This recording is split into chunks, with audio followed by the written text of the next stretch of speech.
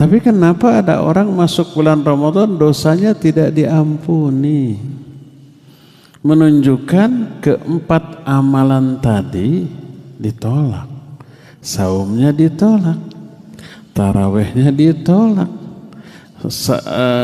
buka sahurnya juga nggak menghasilkan ampunan. Kita tidak ingin menjadi orang yang gagal dalam urusan dunia apapun, dan terlebih dalam urusan akhirat.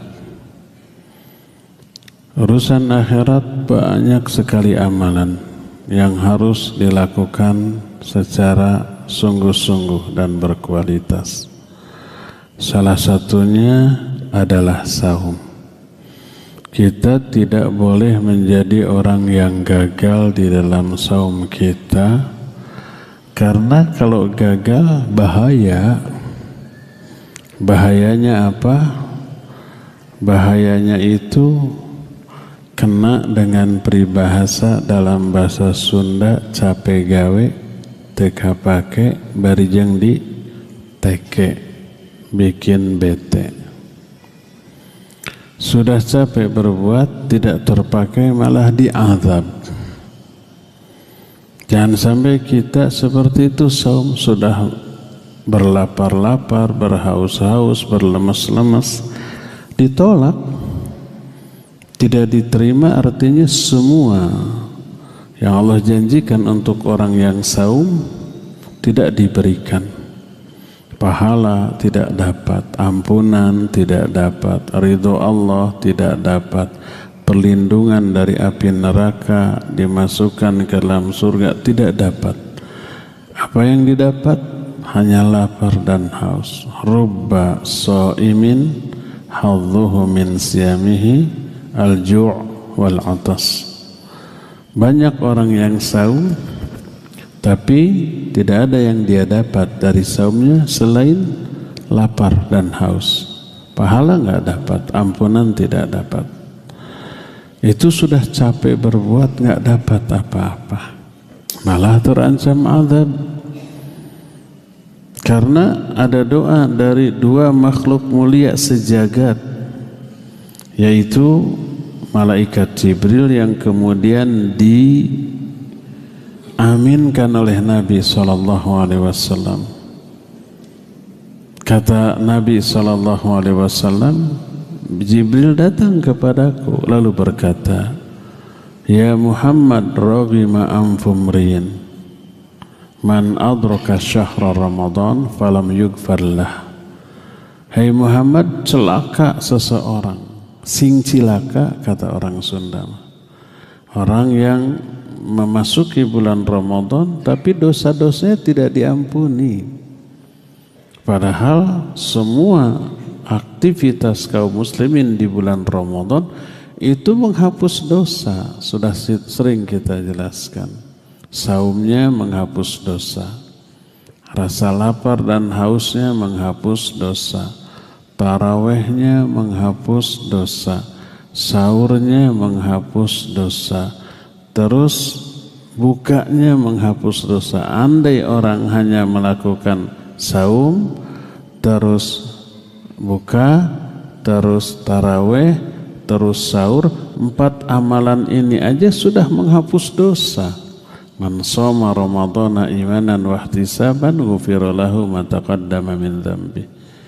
Terus man qama ramadhana imanan wa ihtisaban ghufira lahu ma taqaddama min dhanbi. Orang yang saum, orang yang qiyamul Ramadan alias tarawih, diampuni dosa-dosa yang telah lalu. Ketika sahur, dosanya diampuni, Allah bersolawat, para malaikat bersolawat. Innallaha wa malaikatahu yusholluna 'alal mutasahhirin. Bersolawatnya malaikat memintakan ampunan. Apalagi kalau lebih dari 4 ini. Tidak hanya saum, taraweh, buka, sahur, kita isi dengan tadarrus, kita isi dengan zikir, kita isi dengan banyak berdoa. Berdoa aja itu sudah menghapus dosa. Allah menyatakan, ya ibna Adam, ma da'autani wa rajautani ghafartu laka ala ma kana fika wala ubali. Hai anak Adam, selama kamu berdoa kepadaku dan berharap kepadaku, aku ampuni dosa-dosa kamu. Apapun dosamu itu aku tidak peduli. Jadi kalau ditambah dengan tadarus, dengan berdoa, dengan berzikir, dengan ngaji seperti ini, dosanya tambah berguguran. Makanya idealnya seorang muslim di bulan Ramadan dosanya berkurang bahkan bisa bersih. Tapi kenapa ada orang masuk bulan Ramadan dosanya tidak diampuni? Menunjukkan keempat amalan tadi ditolak. Saumnya ditolak, tarawehnya ditolak, buka sahurnya juga nggak menghasilkan ampunan. Kenapa? Karena dia salah paham terhadap hakikat saum. Orang itu hanya memahami saum itu tidak makan, tidak minum, tidak melampiaskan syahwat, udah gitu aja. Keliru. Itu hanya saum secara fiqih.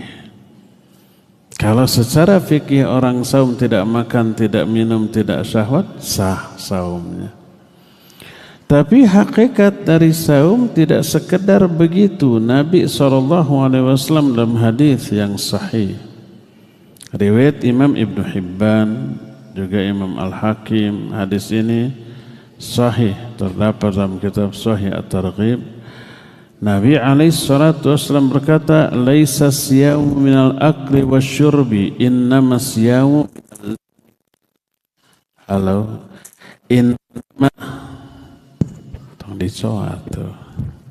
innama siyamu minal lagwi warrafath.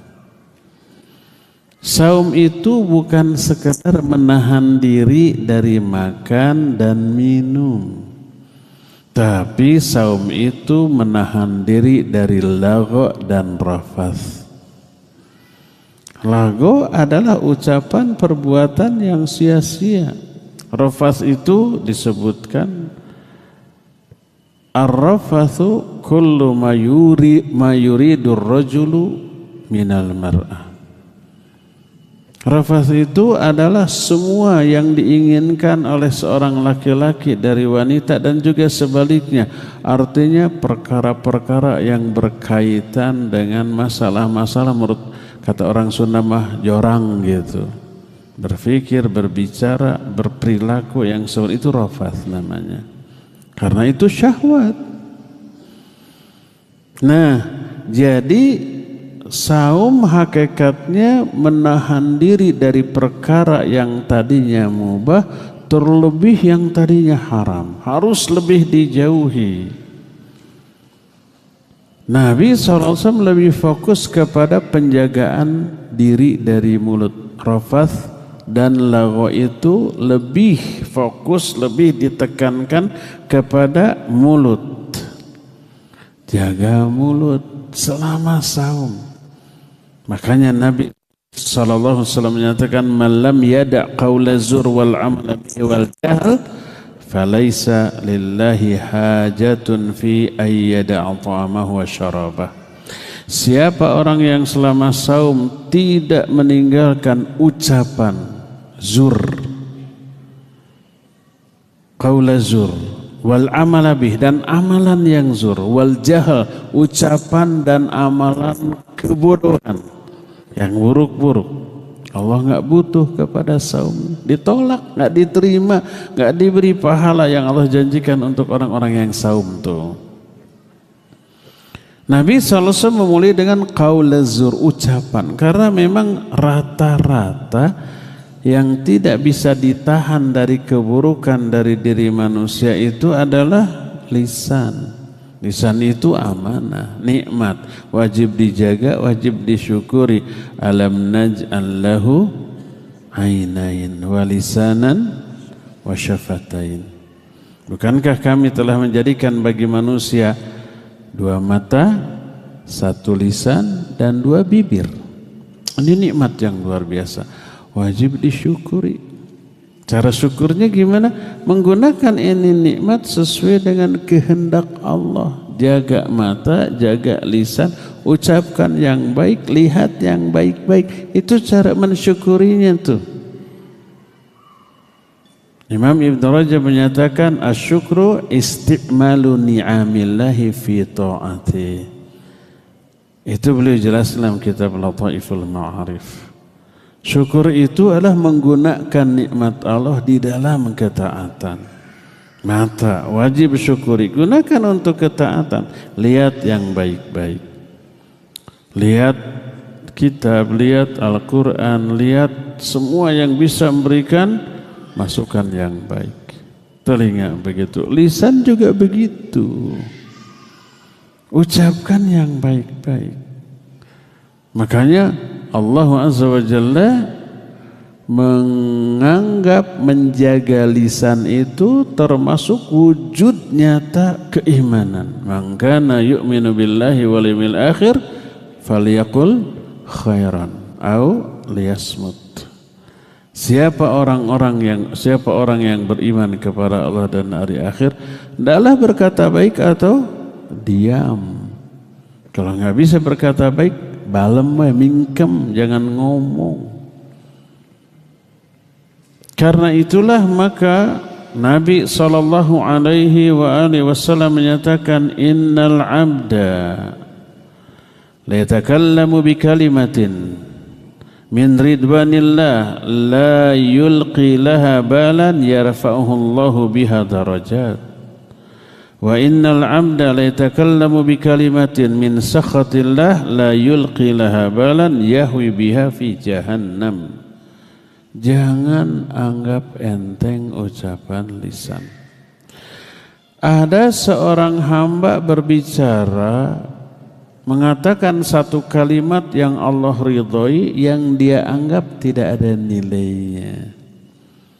Tapi ucapan itu mengangkat derajat dia, menyebabkan Allah mengangkat derajat dia setinggi-tingginya.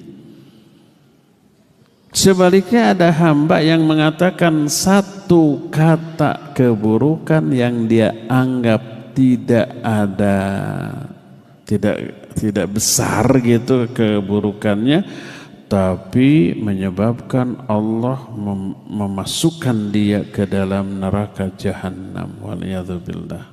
Hadis ini sahih, diriwayatkan oleh Imam Bukhari. Makanya ketika seseorang berbicara kebatilan, Abu Ali Ad-Daqqaq menyatakan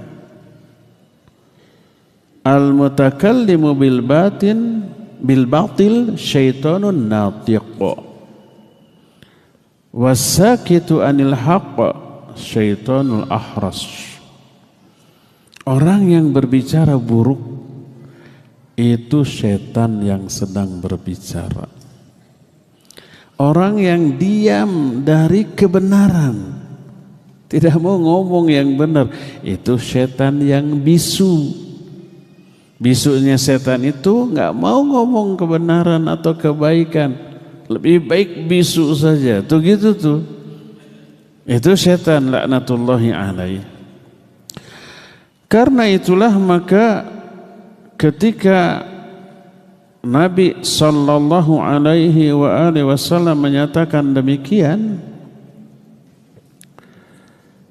maka Mu'adz bin Jabal radhiyallahu anhu menyatakan, ya Rasulullah, a inna mu'akhaduna bima nasifu alsinatan bima tasifu alsinatuna. Ya Rasulullah, apakah kita ini akan dihisab karena apa-apa yang kita katakan? Maka Rasul sallallahu alaihi wasallam menyatakan, thaqulatska ummuk. Ini susah diterjemahkan. Thaqulatska ummuk itu artinya ibumu telah kehilanganmu. Tapi dalam bahasa kita kan kita enggak ada ungkapan seperti itu. Tapi yang pas kasihan ibu punya anak yang gagal faham sepertimu. Kalau Nabi menyatakan tidaklah wajah seseorang dibolak-balik di atas neraka jahanam illa min hasaidi alsinatiha, kecuali karena buah panen dari lisannya. Lisannya buruk mengakibatkan seperti itu.